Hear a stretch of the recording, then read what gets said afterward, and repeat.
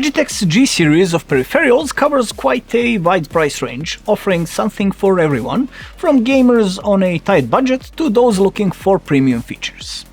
However, most buyers are actually interested in that sweet spot where you get the most quality and functionality for the least amount of money. This time we got our hands on a headset model that aims exactly for that middle ground, combining simplicity and minimalism with some of the technologies Logitech developed for its higher-end devices. We are talking about the Logitech G321 Lightspeed, a wireless headset focused on mobility, comfort and of course the lag-free sound that's essential for gaming. Let's see what you actually get and whether this model fits your needs. The first thing you'll notice when unboxing the Logitech G321 is how unusually light it is for a gaming headset. Those who follow our reviews may also notice a striking resemblance to the Zone Vibe 100 model, which belongs to Logitech's line aimed at office and casual use. Considering how positively we rated that model, we can assume it performed well among users too, well enough that Logitech decided to borrow some of its design elements for a gaming-focused model. After all, a good headset is a good headset, no need to reinvent the wheel when you already have something that works. That said, the G321 isn't identical to the Zone Vibe 100, even though the influence is obvious. We'd say Logitech made some smart tweaks where necessary to adapt it to the specific needs of gaming use. The similarity is most visible in the general design, the combination of black plastic and black-gray fabric that defines both models. To add a touch of gaming flair, the coiled cables connecting the ear cups and the volume control buttons are colored in a subtle shade of purple, keeping the overall design discreet and versatile. The same rail-based headband mechanism holds the ear cups, allowing them to slide smoothly for adjustments. It may not look particularly robust, but given that we've used the Vibe 100 daily in the office after our review, and they're still in one piece and as good as new, we'd say durability shouldn't be an issue if handled with reasonable care. The mechanism is flexible and allows the cups to adjust to the shape of your head. The headband itself is also flexible, made of two black plastic profiles with cross supports. It's bendable yet durable, and in G321's case, it's padded with an extra layer of memory foam compared to the Vibe 100, providing added comfort for long gaming sessions, though the Vibe 100 was already quite comfortable. Speaking of comfort, the ear cups are generously padded with memory foam cushions that easily fit around the entire ear.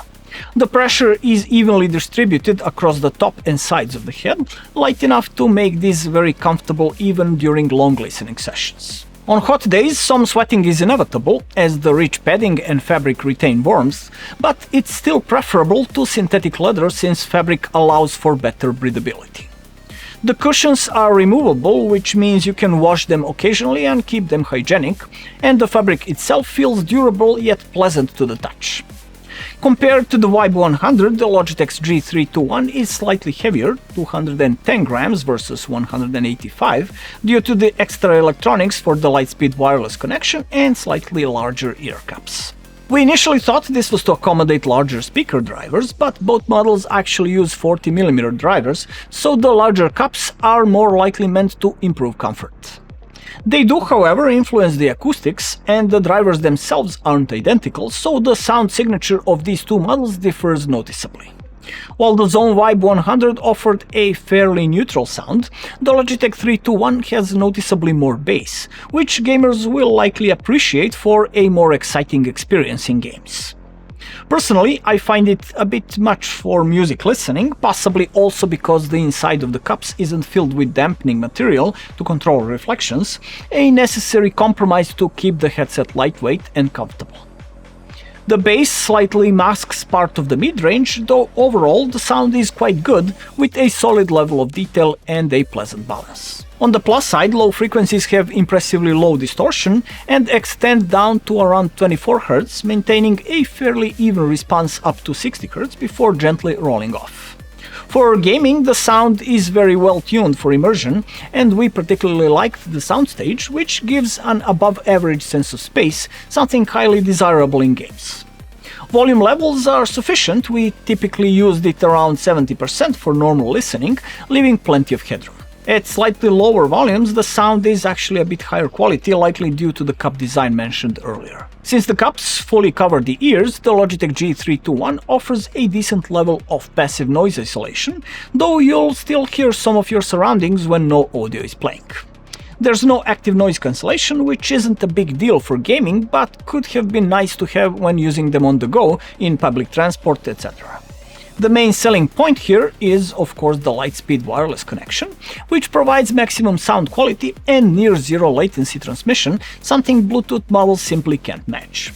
The headset comes with a Lightspeed USB receiver that connects to a standard USB-A port and acts as a separate audio device in your system, with the DAC integrated into the headset itself.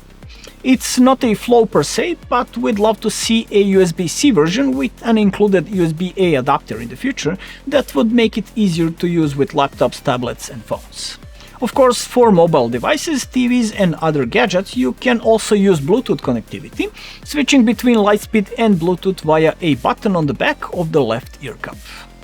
Sound quality over Bluetooth is slightly limited by the AAC codec, which most users will probably never notice, and there's a bit more latency, though Logitech deserves credit for keeping it impressively low to the point where audio-video sync issues are practically unnoticeable when watching videos. For voice chats or calls, whether over Bluetooth or in-game, there's a built-in microphone that can be flipped down when needed. It automatically mutes and unmutes depending on its position, a handy feature for privacy and control. The mic quality is quite good, with a wide frequency range up to 16 kHz, similar to the one we saw on the recently tested G522 model. Unlike the G522, however, the G321 lacks advanced software options for mic processing or audio customization, probably to keep it distinct from higher-end models.